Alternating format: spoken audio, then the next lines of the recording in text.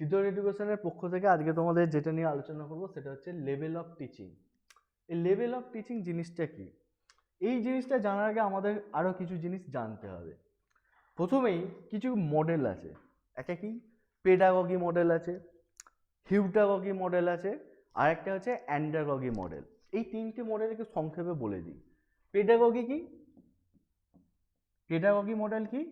যেখানে শিশুদের কিভাবে বিকাশ সাধন ঘটবে, কিভাবে শিশুদের বিকাশ সাধন ঘটবে এই নিয়ে যেটা আলোচনা করা হয় সেটা হচ্ছে পেডাগগি মডেল। আরেকটা আছে হিউটাগগি। হিউটাগগি মডেল হচ্ছে, মনে করো শিশু যখন একটুখানি বড় হয়ে যায় তখন কি হয়, পেডাতে কি কারা লিড করে শিশুদেরকে, শিশুদের মনে করো চাইল্ডদের লিড করে হচ্ছে কারা, টিচাররা, তাই এটা পেডা। হিউটাগগিতে শিক্ষার্থী নিজে থেকে করে, মানে সেলফ লার্নিং এর ওপর সে কিন্তু জোর দেয়, এটা হচ্ছে হিউটাগগি মডেল। আর অ্যান্ডাগগি মডেল হচ্ছে বয়স্ক শিক্ষা, যারা হয়তো কোনো কারণবশত নিজে থেকে প্রথম দিকে শিক্ষা গ্রহণ করতে পারেনি, বয়স্ক বেলায় তাদের মনে হয়েছে, তারা কি করে অ্যান্ডাগগি মানে বয়স্ক শিক্ষা। এই তিনটে মডেল কেন বললাম দেখো।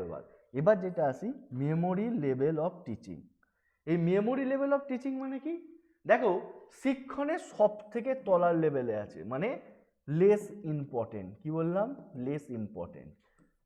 কিন্তু লেস ইম্পর্টেন্ট আমরা বলছি টিচিংয়ের দিক থেকে, কিন্তু কোনো একজন চাইল্ড যখন শুরু করে, প্রাথমিক পড়াশোনা যখন শুরু করে বা স্টার্টিং করে, এই লেভেলটার কিন্তু অসাধারণ গুরুত্ব আছে। এটা কি? সেটা হচ্ছে মেমোরি লেভেল। এই মেমোরি লেভেল জিনিসটা কি, মানে হচ্ছে মনে রাখার, মনে করতে পারা, স্মরণ করতে পারা, জানতে পারা, বলতে পারা, যেটা তোমাদের ব্লুমস ট্যাক্সোনমিতে দেখে এসেছে যে মেমোরি লেভেল। ঠিক আছে, এই মেমোরি লেভেলের কিছু বৈশিষ্ট্য আছে, সংক্ষেপে কিছু বৈশিষ্ট্য আজকে আমরা দেখে নেব।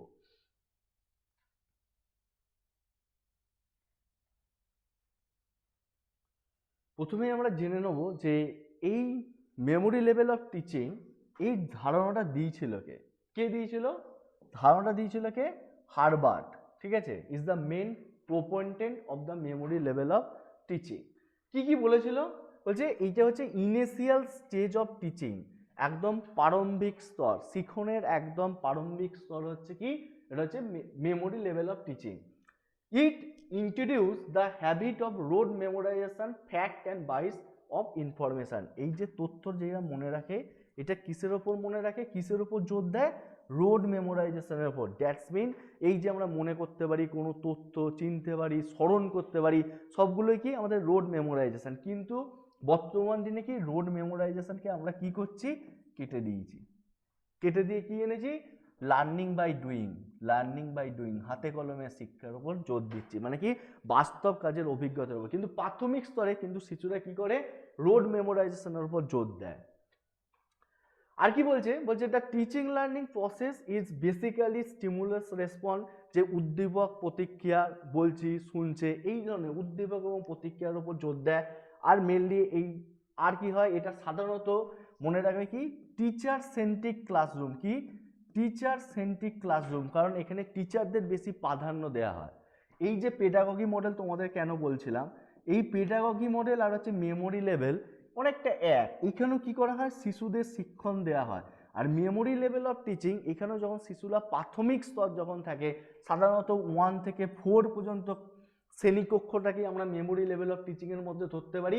এখানে শিশুদের পেডাগগি লেভেলে শিশু দেওয়া হয়। সাপোজ অনেকে তো তোমরা বাচ্চা ছেলে পড়াও, সেখানে কোনো বাচ্চা ছেলে যদি ভুল করে বা পরীক্ষায় কম নাম্বার পায়, কি বলে? মাস্টার, দিদিমণি কেন কম নাম্বার পেলেন? ছেলেটা কি দোষ দেয়? ছেলেটাকে দোষ দেয় না। কারণ কি? সম্পূর্ণ দোষটা কার ওপর এসে পড়ে? টিচারের ওপর। কারণ টিচার সেই সময় থেকে পড়াচ্ছে, কারণ এই সময় টিচার লিড করে কাকে? স্টুডেন্টদের। তাই এটা হচ্ছে সম্পূর্ণ একদম প্রাথমিক স্তর। স্টুডেন্টরা সম্পূর্ণরূপে নির্ভরশীল থাকে একদম কাদের ওপর? টিচারদের ওপর। কি শেখানো হবে, কখন শেখানো হবে, কি পড়ানো হবে, টোটালটাই কিন্তু নির্ভর করে টিচারদের ওপর। এটাই কি? Memory level of teaching. Next, at this level memory play a কি রোল? মেমোরি মানে হচ্ছে স্মরণ শক্তি একটা কি চাবিকাঠির ভূমিকা পালন করে। It is the predominantly subject matter অবশ্যই প্রিডমিনেন্টলি নির্ধারণ করা থাকে কি সাবজেক্ট ম্যাটারের ওপর।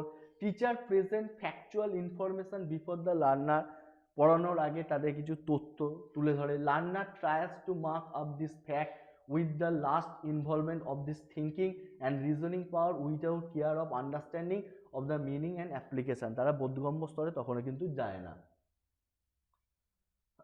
নেক্সট আমরা কি পড়বো, আন্ডারস্ট্যান্ডিং লেভেল। তাহলে কি এটা কি টিচিং এর আরেকটু উপরের জায়গায় কি আমাদের হচ্ছে আন্ডারস্ট্যান্ডিং লেভেল বা কি আমাদের বোধগম্যতার স্তর। দেখো এর কি বৈশিষ্ট্য আছে, কি বলছে, বলছে the learner at this stage, বলছে the learner and require to comprehend factual information. কিছু এর থেকে কিছু জটিল স্তর, এই স্তরে কি হয়, লার্নার শিক্ষার্থী এবং তাদের দরকার রিকোয়ার প্রয়োজন পড়ে টু কম্প্রিহেন্ড ফ্যাকচুয়াল মানে হচ্ছে তাৎক্ষণিক ইনফরমেশন তাদের লাগে, আর কি to know the meaning of different concept and there relationship.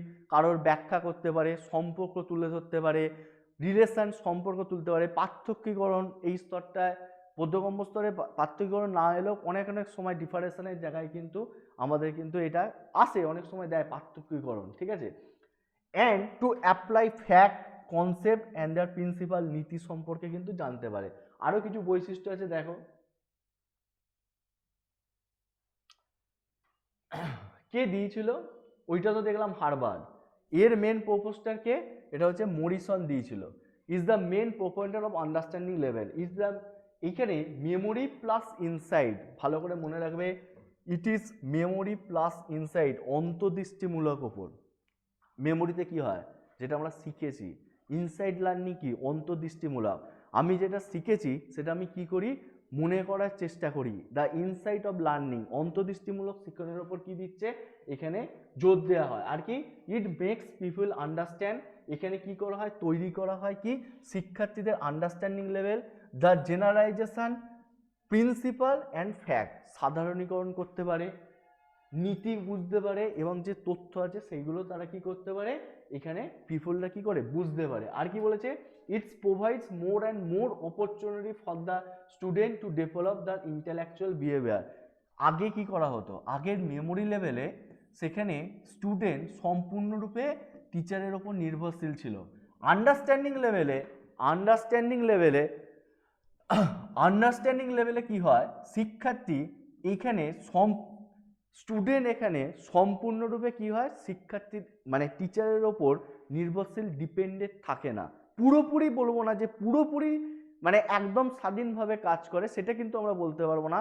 তবে এই স্তরে স্টুডেন্টরা কিছুটা তাদের মতামত অনুযায়ী, নিজস্ব চিন্তাভাবনা অনুযায়ী তারা কিন্তু এখানে কাজ করতে পারে। কারণ কি, কারণ এনসিএফ আমাদের বলেই দেওয়া হয়েছে যে আমাদের যে প্রথম আমরা যখন এনসিএফ পড়বো দেখবো যে কারিকুলামে যেটা বলাই আছে, যেটা রিগ্রিড ছিল, যেটা দৃঢ় ছিল, সেটা এখানে কি করা হয়েছে, ফ্লেক্সিবল করা হয়েছে, ঠিক আছে, নমনীয় করা হয়েছে। তাই এখানে কি করা হয়, স্টুডেন্টদের মতামতকে তাদের নিজের মতন কাজ করতে এই স্তরে প্রাধান্য কিন্তু দেওয়া হয়, পুরোপুরি নয়।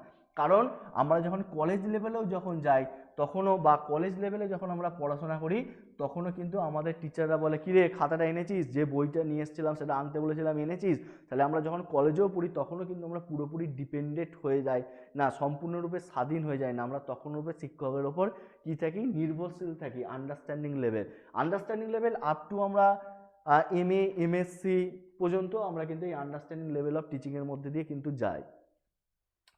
নেক্সট যেটা আছে রিফ্লেক্টিং লেভেল অফ টিচিং। এই রিফ্লেক্টিং লেভেল অফ কি একদম এর আগের বারেই টেটে একটা কোশ্চেন এসেছিল যে রিফ্লেক্টিভ লেভেল অফ টিচিং থেকে কোশ্চেন এসেছিল। এই রিফ্লেক্টিভ কি, এটা হচ্ছে টিচিং এর একদম উচ্চ স্তরে আছে। সেখানে কি শিক্ষার্থীরা সম্পূর্ণরূপে স্বাধীনভাবে কাজ করে, কি করে, গবেষণা করে, প্রবলেম সলভার হয়, ঠিক আছে, যে কোনো প্রবলেম দিলে সহজে তারা কি করে, সলভ করে দেয়, বা নিজে থেকে কোনো কাজ করে। টিচার এখানে কি করে, টিচারের কাছ থেকে শুধুমাত্র ফ্যাসিলিটেটরের ভূমিকা পালন করা।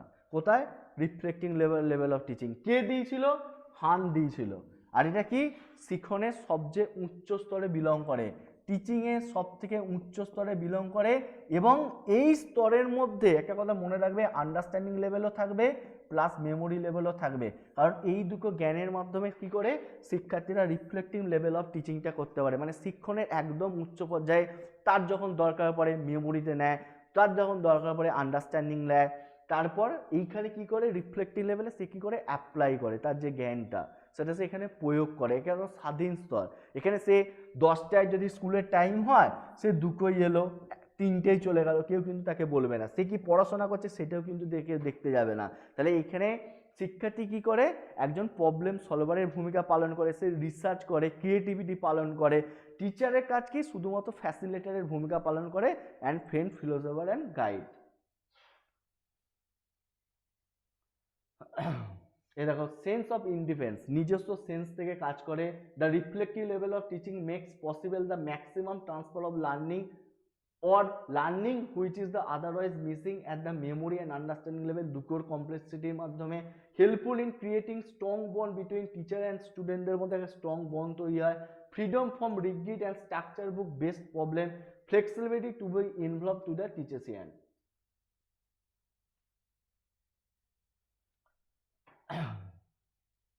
তাহলে লেভেল অফ টিচিং এ 3টে জিনিস, নিচে মেমোরি, আন্ডারস্ট্যান্ডিং, শত উপরে রিফ্লেক্টিং। মেমোরি লেভেলে কি স্টুডেন্ট সম্পূর্ণরূপে টিচারের ওপর শুধুমাত্র তথ্য মনে রাখা, স্মরণ করা।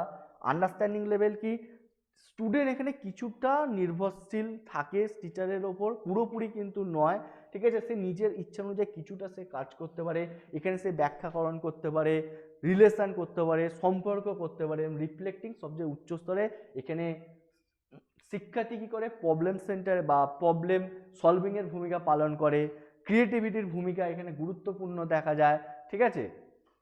আজকের ক্লাস তাহলে এই পর্যন্তই। নেক্সট দিন আমরা কোনো অন্য কোনো ক্লাস নিয়ে হাজির হব।